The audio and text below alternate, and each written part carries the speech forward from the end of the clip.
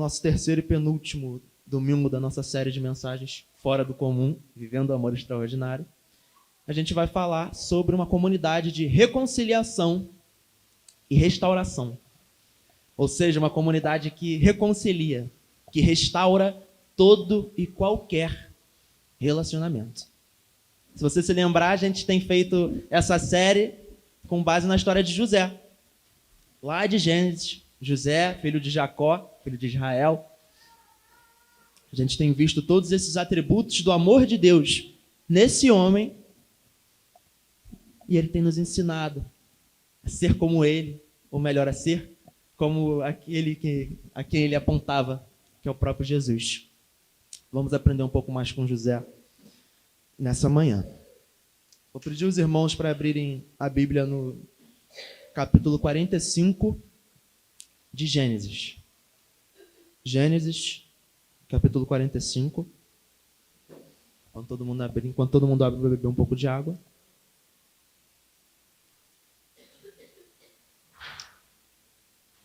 Gênesis, capítulo 45. Eu vou orar antes de ler. Pai, nós te louvamos, Senhor, te engrandecemos, porque o Senhor tem nos ensinado através da tua palavra. O Senhor tem saltado dessas letras tão antigas, mas vivas, eficazes, e tem transformado os nossos corações ao longo desse mês. Tem nos feito pessoas mais amorosas, pessoas que são capazes de amar mais, de enxergar o outro com misericórdia, de exercer graça, de ser hospitaleiro, generoso. E hoje o Senhor quer nos ensinar a sermos restauradores. Nós pedimos, ensina-nos, Senhor. Abre os nossos ouvidos, abre os nossos olhos, abre o nosso entendimento, abre o nosso coração, Senhor, para que possamos ouvir a tua voz nessa manhã. É isso que nós oramos em teu nome, Senhor Jesus. Amém. A palavra diz assim, em Gênesis 45. A essa altura, José já não podia mais conter-se diante de todos os que ali estavam e gritou: façam sair a todos. Assim, ninguém mais estava presente quando José se revelou a seus irmãos. E ele se pôs a chorar tão alto que os egípcios o ouviram, e a notícia chegou ao palácio do faraó. Então disse José a seus irmãos: eu sou José, meu pai ainda está vivo. Mas os seus irmãos ficaram tão pasmados diante dele que não conseguiam responder-lhe. Cheguei mais perto, disse José a seus irmãos. Quando eles se aproximaram, disse-lhes: eu sou José, seu irmão, aquele que vocês venderam ao Egito. Agora não se aflijam nem se recriminem por terem me vendido para cá, pois foi para salvar vidas que Deus me enviou adiante de vocês. Já houve 2 anos de fome na terra, e nos próximos 5 anos não haverá cultivo na colheita, nem colheita. Mas Deus me enviou à frente de vocês para lhes preservar um remanescente nessa terra e para salvar-lhes a vida com grande livramento. Assim, não foram vocês que me mandaram para cá, mas sim o próprio Deus. Ele me tornou ministro do faraó e me fez administrador de todo o palácio e governador de todo o Egito. Voltem depressa a meu pai e digam-lhe: assim diz o seu filho José, Deus me fez senhor de todo o Egito. Vem para cá, não te demores. Tu viverás na região de Gósen e ficará perto de mim. Tu, os teus filhos, os teus netos, as tuas ovelhas, os teus bois e todos os teus bens. Eu te sustentarei ali, porque ainda haverá 5 anos de fome. Do contrário, tu, a tua família e todos os teus rebanhos acabarão na miséria. Vocês estão vendo com seus próprios olhos, e meu irmão Benjamim também, que realmente sou eu que estou falando com vocês. Contem a meu pai quanta honra me prestam no Egito, e tudo que vocês mesmos testemunharam, e tragam meu pai para cá depressa. Então ele se lançou chorando sobre seu irmão Benjamim e o abraçou. E Benjamim também o abraçou chorando. Em seguida, beijou todos os seus irmãos e chorou com eles. E só depois os seus irmãos conseguiram conversar com ele. Amém? Vamos ler até aqui. Eu quero contextualizar um pouco com vocês esse tema de reconciliação e graça nesse texto aqui do capítulo 45 que a gente acabou de ler. Vocês vão lembrar que a gente está acompanhando a história de José e que no primeiro domingo a gente falou sobre quando ele está diante dos irmãos dele, que os irmãos eles descem para o Egito em busca de mantimento, de alimento. A gente leu aqui no texto que o Egito estava passando por uma grande fome, por uma grande crise, 7 anos de miséria e de crise. Então os irmãos desceram, estavam lá diante de José, não o reconheceram. José não se fez conhecido diante deles. E aí José fala que ia prender um dos irmãos, porque não tinha visto o seu irmão mais novo ali, Benjamim. E aí prende um dos irmãos, e aí os outros voltam para casa, para Jacó, explicam a situação para o pai, e aí conseguem trazer Benjamim. Aí no segundo domingo, a gente acompanhou eles na casa de José. José os recebe com hospitalidade, eles jantam juntos. E aí José coloca cada irmão de acordo com a faixa etária, do mais velho para o mais novo. E aí o pastor Daniel ressaltou, muito bem feito, que ele coloca uma porção muito maior, 5 vezes maior, para Benjamim do que para os outros irmãos. E aí vem agora a parte do capítulo 44 e do capítulo 45, que José manda seus irmãos de volta para casa, com muito ouro, com muita bagagem, mas ele arma novamente mais uma cilada, vamos dizer assim, para os seus irmãos. Ele coloca a taça de prata dele na bolsa de Benjamim. E aí fala para os irmãos, podem ir. E aí os irmãos saíram, felizes, em paz, um pouco desconfiados de José. Pô, que esse cara está sendo tão bondoso com a gente? Aí José fala pro servo dele, vá até esses homens, vá até esses israelitas, esses hebreus, e verifique a sacola deles. Vê se você não encontra a minha taça de prata. O servo foi até eles, perseguiu-os, os alcançou, e aí falou para eles, olha, vocês precisam voltar. Meu servo está chamando vocês lá. Aí eles voltam a caminhada toda. Aí quando chegam lá, José os acusa falando, por que vocês fizeram isso comigo? Não sabiam que eu pratico adivinhações? Por que roubaram a minha taça de prata? Aí os irmãos ficam sem entender nada, sabendo, tendo pleno conhecimento de que eles são inocentes. E aí ficam, meu Deus, mas como assim? E aí um deles diz, se não me engano foi Judá, fala, se um de nós roubou a tua taça, pode fazer esse de escravo. Aí o José, beleza. Aí o servo começou a pesquisar ali nas bolsas dos irmãos e achou a taça na bolsa de Benjamim. E aí os irmãos começaram a rasgar suas vestes. Meu Deus, não acredito nisso. Como que a taça foi parar na bolsa de Benjamim? E agora o que a gente vai fazer? Olha o que a gente acabou de falar. Como que a gente vai vender Benjamim como escravo? Nosso pai está em casa, não queria mandar Benjamim conosco porque já perdeu José. Benjamim é o filho mais amado de nosso pai. Se acontecer alguma coisa com Benjamim, nosso pai vai morrer, vai se despedaçar em tristeza. E aí eles rasgam suas vestes, ficam desesperados. Aí Judá entra na frente e fala, por favor, meu senhor, não faça isso conosco. Explica toda a situação para José, do pai deles. Explica a situação para José sobre Benjamim.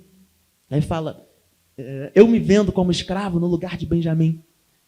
Por favor, não leve Benjamim. Aí tem uma parte muito importante que a gente pode ler aqui no capítulo 44. Lá no final. Versículo 30. Agora, pois, se eu voltar a teu servo a meu pai sem levar o jovem conosco, logo que meu pai, que é tão apegado a ele, perceber que o jovem não está conosco, morrerá.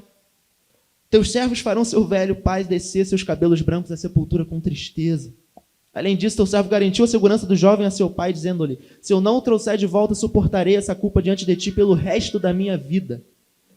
Por isso agora te peço, por favor, deixe o teu servo ficar como escravo do meu senhor no lugar do jovem, e permite que ele volte com os seus irmãos. Como poderei eu voltar a meu pai sem levar o jovem comigo? Não posso ver o mal que sobreviria ao meu pai. E aí entra o capítulo 45 que a gente acabou de ler. José não consegue mais se conter, não consegue mais esconder que ele é irmão deles. Manda sair todos os servos. Fica só ele e os irmãos. E aí ele se revela. E os irmãos ficam mais pasmos ainda. Fica, meu Deus, é José.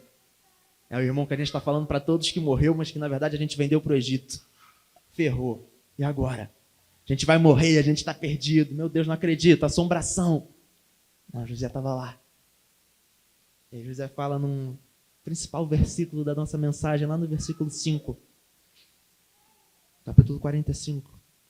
Agora não se aflijam, nem se recriminem por terem me vendido para cá. pois foi para salvar vidas que Deus me enviou adiante de vocês. Versículo 8. Assim, não foram vocês que me mandaram para cá, mas sim o próprio Deus. E já, diante do texto, a gente já tem uma verdade fundamental aqui, que pode soar estranha.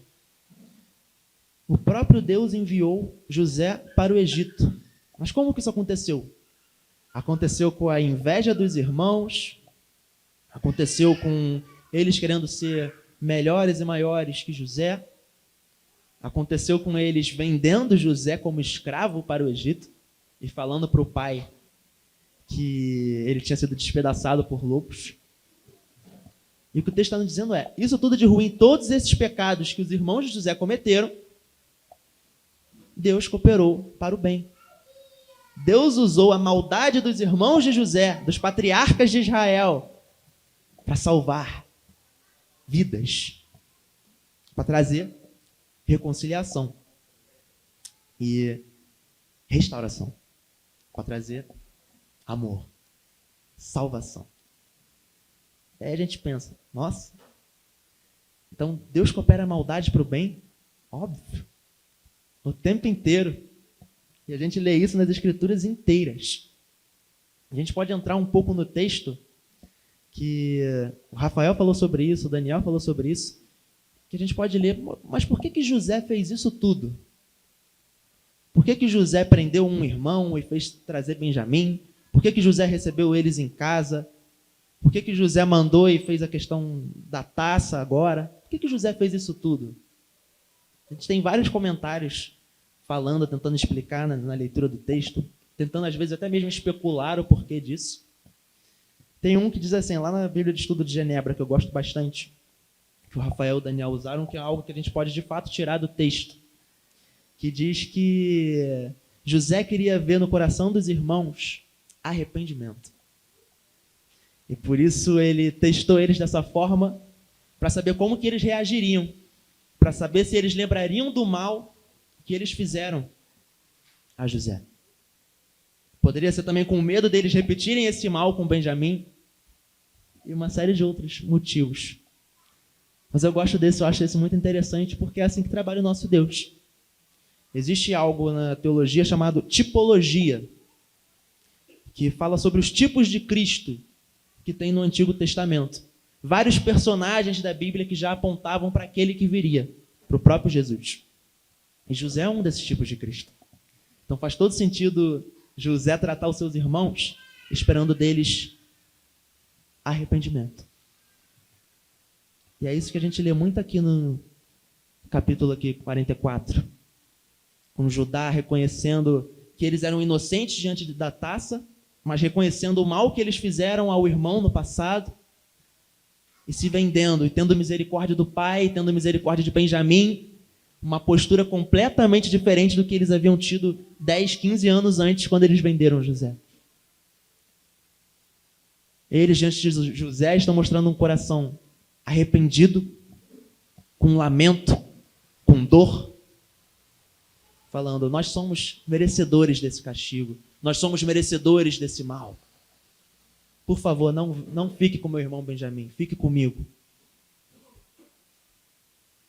Fique comigo, senão meu pai perecerá. E aí José já teve o que queria. E aí José já não poderia se aguentar mais.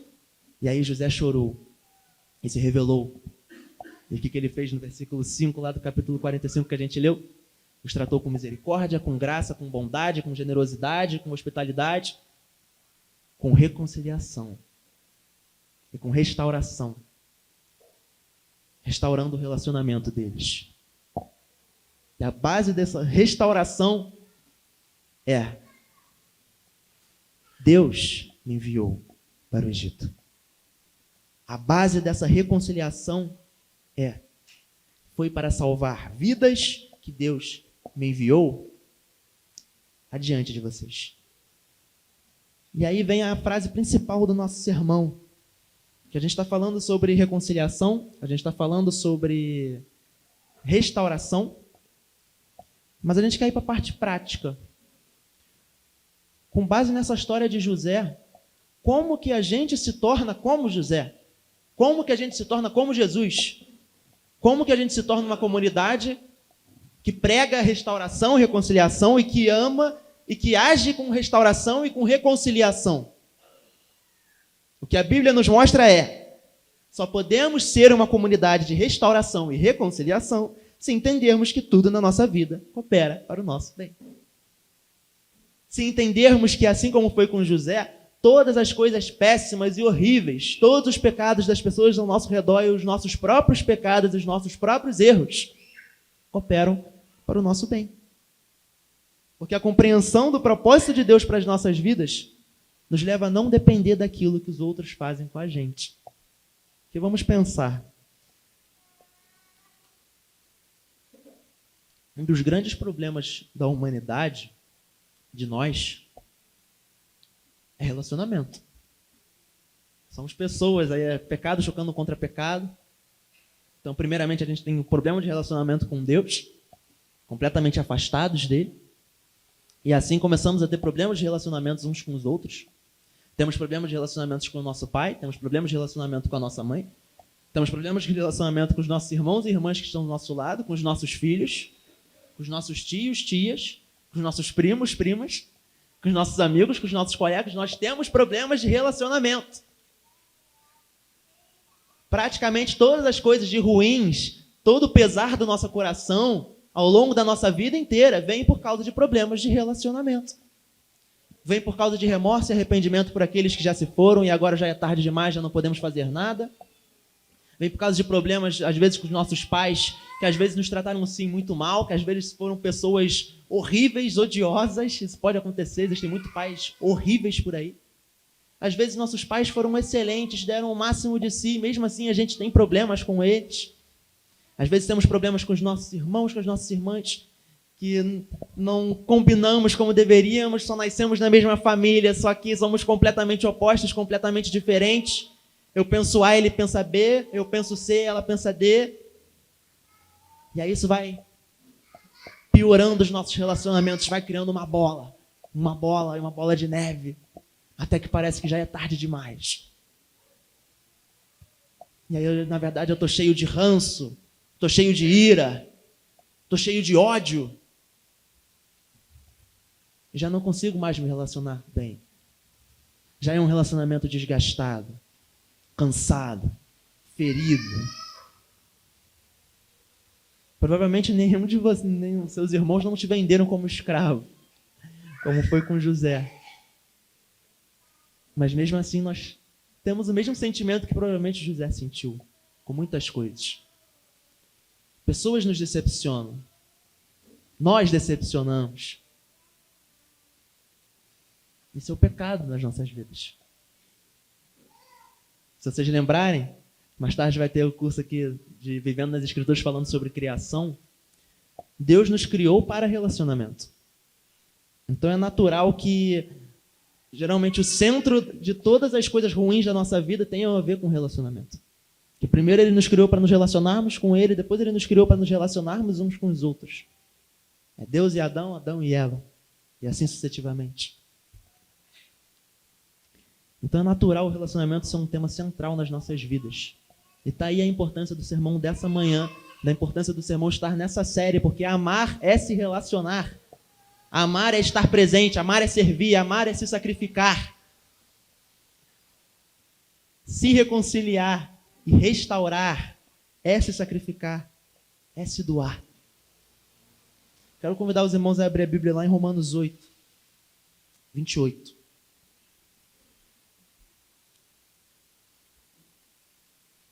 Vou contar uma história um pouco engraçada com esse versículo.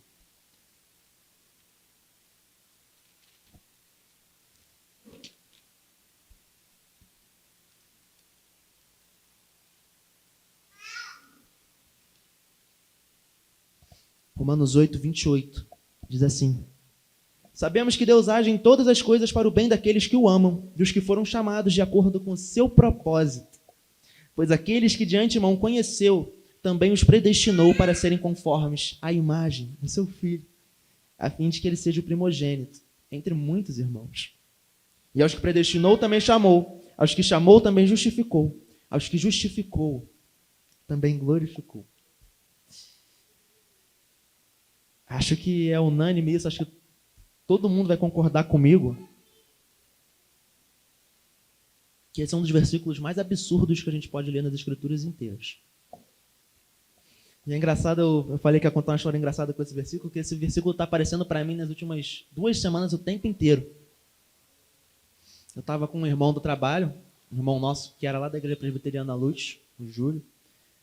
E aí a gente estava no metrô voltando para casa e ele falou assim, tipo, Natan, na Bíblia diz lá em Romanos 8:28 que todas as coisas cooperam para o bem daqueles que amam a Deus, daqueles que são chamados segundo o seu propósito. E o que você acha? Todas as coisas? Todas as coisas mesmo? E aí eu, sim, todas as coisas mesmo. Aí ele, isso aí. E a gente foi conversando, aí eu, legal. Aí, no dia, isso foi sexta. No dia seguinte, sábado à noite, teve lá na Viva Esperança a comemoração. Viva Esperança é uma congregação presbiteriana que tem ali em Gianópolis, que eu tenho ajudado de manhã. Eu estava comemorando 1 ano do Espaço Novo. E aí o pastor à noite pregou sobre amor, se não me engano em Efésios, e citou Romanos 8:28. E até o final, do quem poderá nos separar do amor de Deus. E aí eu já assim, tipo, um pouco de sono, ele falou Romanos 8:28. Eu, opa, de novo? Estranho, hein? Domingo de manhã, pastor Davi, da congregação Viva Esperança, pregou e falou sobre Romanos 8:28. Aí eu, não é possível, senhor, não é possível. O senhor está querendo dizer alguma coisa, não é possível. O que o senhor está querendo me dizer em Romanos 8:28? Aí, cheguei aqui à noite, pastor Daniel citou Romanos 8:28. Aí eu desisto. E aí já vem aquelas orações sinceras com Deus que a gente tem que fazer. Senhor, eu sou muito burro. Me ajuda a entender isso aqui, porque eu não estou entendendo. O Senhor já trouxe esse versículo 4 vezes em 2 dias. Aí eu conversei com o Júlio segunda, com o Júlio e com o Lucas, que é outro irmão lá da Igreja Presbiteriana Luz, que eu trabalho junto. Aí eu falei assim para eles, cara, não é possível, eu não sei se Deus quer me falar algo diferente nesse versículo, eu não sei se Ele quer me falar a mesma coisa de sempre. E aí eles olharam para mim e falaram, cara, às vezes a gente fica procurando tanta coisa nova, mas não há novo.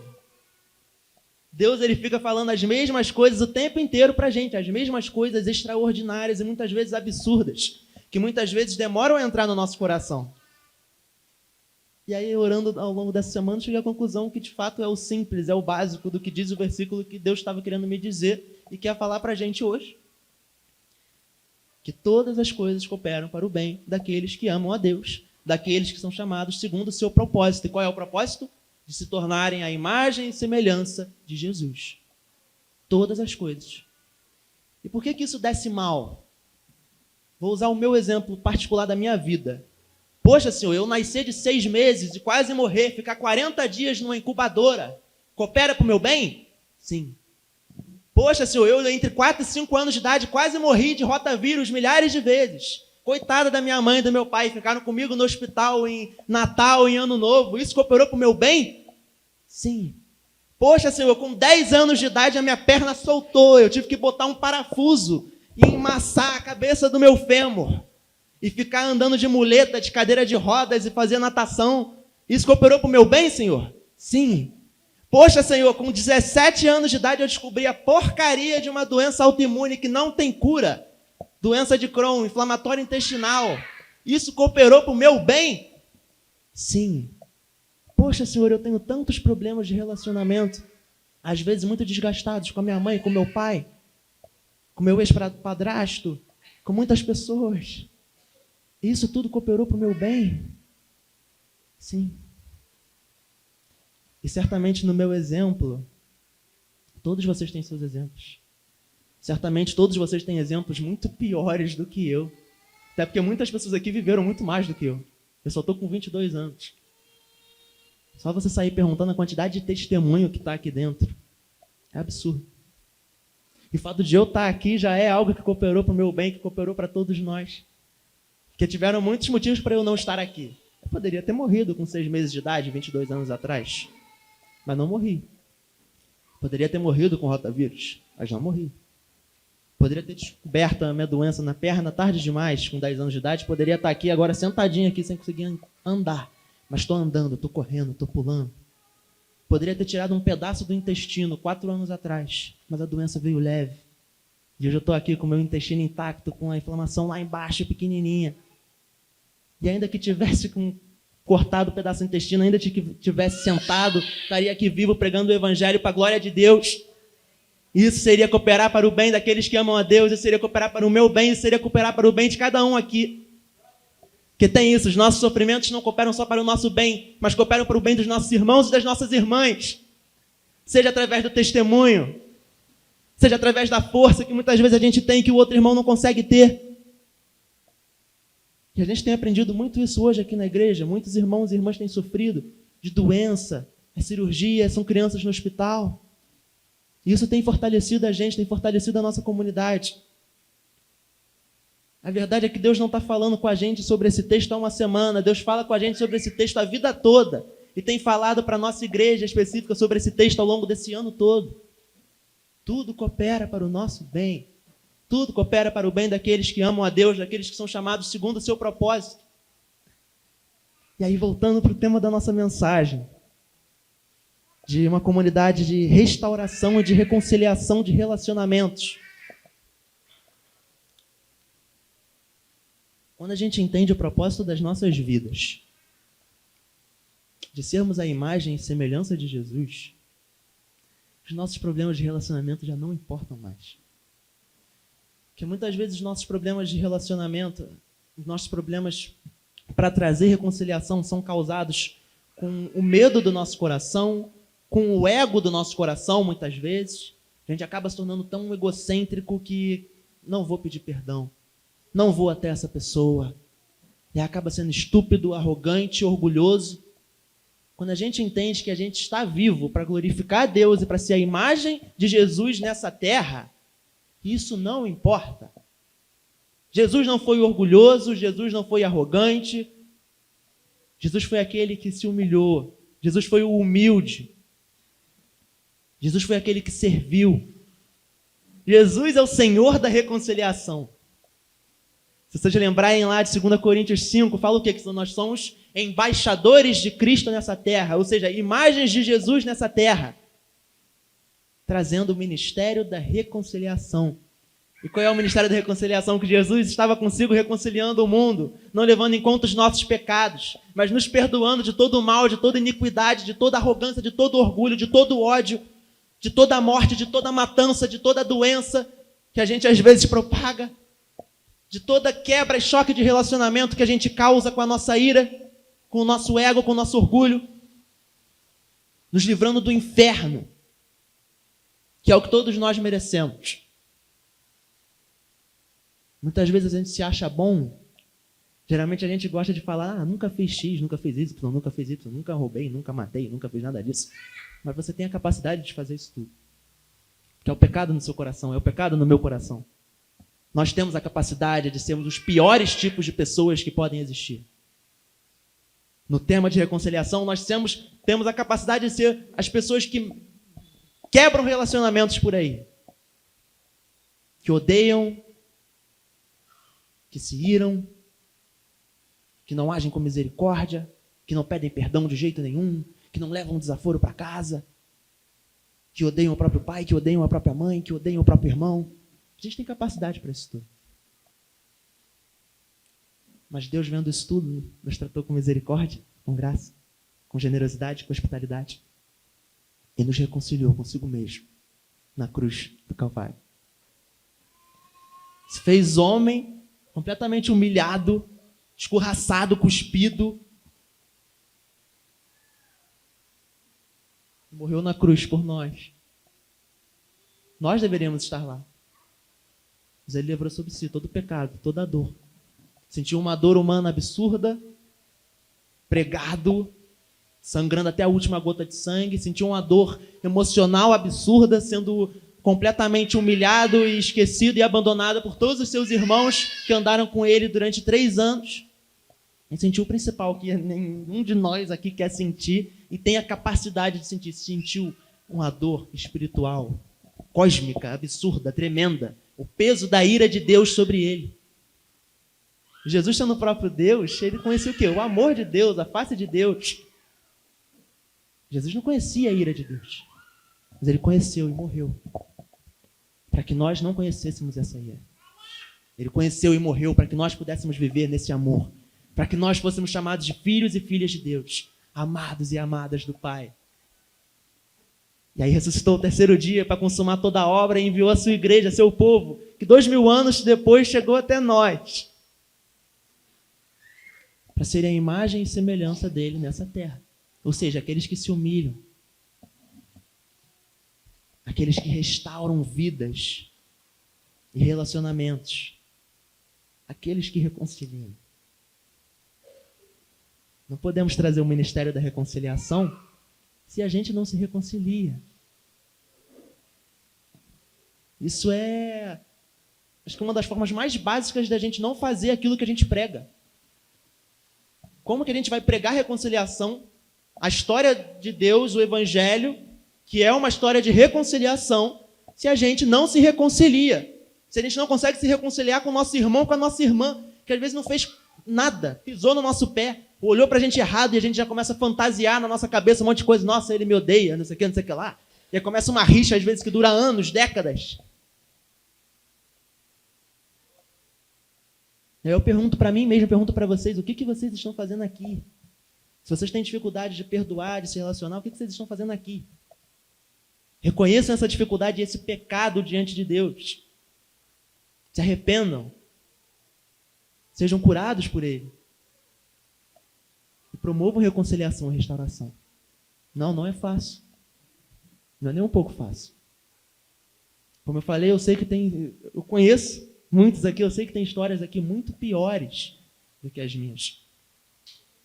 Eu sei que pode estar vindo alguém na cabeça de vocês que, cara, é impossível eu perdoar essa pessoa. É impossível eu me reconciliar com essa pessoa. Está com calma. Reconheça o seu pecado, ore diante de Deus e peça a Ele. Senhor, me ajude a perdoar. Porque o Senhor é o Deus do perdão. Senhor, me ajude a restaurar e reconciliar relacionamentos. Porque o Senhor é aquele que reconcilia e que restaura. O Senhor é o Deus da reconciliação.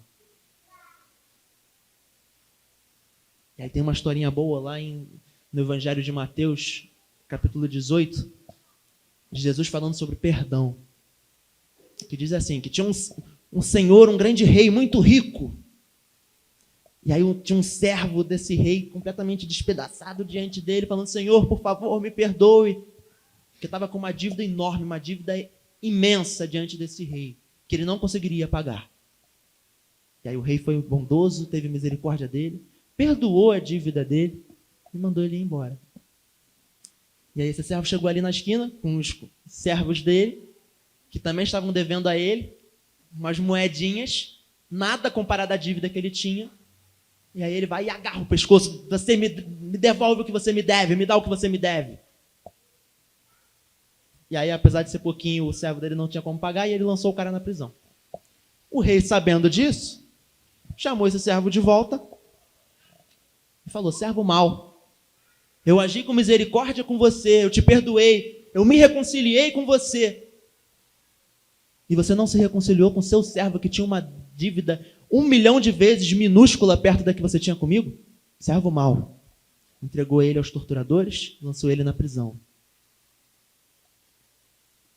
E aí, o que Jesus fala no final, acho que vale a pena a gente ler. Mateus 18, capítulo 35. Assim também lhes falará meu Pai Celestial, se cada um de vocês não perdoar de coração a seu irmão. A gente fala muito de perdão aqui, muito raso. A gente muitas vezes não consegue descer fundo. Mas a verdade é que a Bíblia nos diz nós precisamos perdoar. Tá difícil, tá sofrido, tá... Meu Deus, eu vou morrer. Eu não aguento essa pessoa. Nós precisamos perdoar. Nós precisamos nos reconciliar. É difícil, é muito difícil. Pode ser a coisa mais difícil que você vai fazer na sua vida. Jesus nunca falou que seria fácil. Pelo contrário, a caminhada que a gente anda é a caminhada da cruz, é a caminhada da porta estreita, que poucos irão entrar. A gente tem que parar de falar de perdão e de reconciliação como algo fácil, como algo, deixa lá, a gente vai aprendendo. Não. Jesus quer que a gente aprenda hoje, agora, nesse mês. E eu trouxe aqui algumas atitudes práticas que vão ajudar vocês com isso. Sendo a imagem e semelhança de Jesus nos nossos relacionamentos, como que podemos nos reconciliar? Primeiro, ore. Identifique na sua vida os seus relacionamentos quebrados e ore e peça a Deus, Senhor, restaure esse relacionamento. Restaure o meu coração. Muda o meu coração diante dessa pessoa. Senhor, me ajude a orar por essa pessoa, que às vezes a gente odeia tanto alguém que a gente não consegue nem orar por essa pessoa, engasga. Comece com o passo 1. Senhor, me ajude a orar por essa pessoa. Começa a orar por essa pessoa. Só do fato de orar, você já vai ver diferenças absurdas. Teve um cara que uma vez falou, eu esqueci o nome, que ele falou que orar por alguém é amar em silêncio. É dizer, eu te amo em silêncio. Então diga, eu te amo em silêncio para essa pessoa. Tente fazer isso ao longo dessa semana. Nem que você tenha que vomitar de tanta angústia. Tente. Orando por essa pessoa, tente ir até ela. Sirva. Porque muita gente fala que perdoar não é conviver. Tudo bem, tudo tem seu tempo. Tem muitas coisas odiosas e horrendas por aí. Não estou querendo dizer que você tem que perdoar o seu marido que está te espancando e ficar com ele, perdoar o seu pai que te abusou e ficar com ele. Eu não estou querendo dizer nada disso. Pelo contrário, tudo tem um limite. Essas coisas também têm um limite. Tem um momento de se separar. Mas mesmo na separação, há o perdão. Mesmo na separação e no perdão, há o cuidado. Porque amar é servir. Nem que você tenha que começar servindo com uma simples oração. Sirva essa pessoa. Peça perdão a essa pessoa, ainda que você esteja certo. Isso é uma coisa que eu fiz já muitas vezes nessa vida. Talvez por um motivo de ego próprio, eu não sei. Mas eu tenho quase certeza que eu estava certo em algumas situações.